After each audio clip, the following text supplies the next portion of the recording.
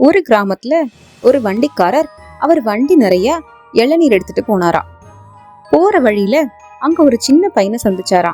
அந்த சின்ன பையன் கிட்ட, ஏன்பா, நாங்க போய் சேர வேண்டிய அந்த கிராமத்துக்கு போறதுக்கு இன்னும் எவ்வளவு நேரம் ஆகும் அப்படின்னு சொன்னாரா.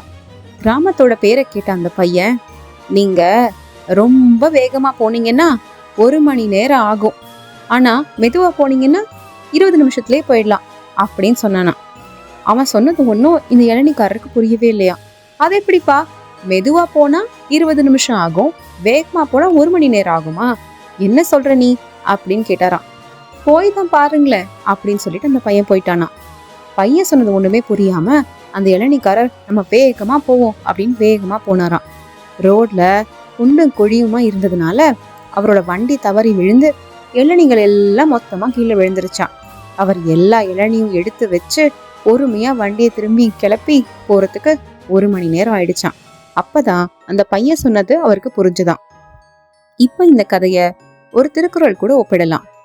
எப்பொருள் யார் யார் வாய் கேட்பினும் அப்பொருள் மெய்ப்பொருள் காண்பது அறிவு.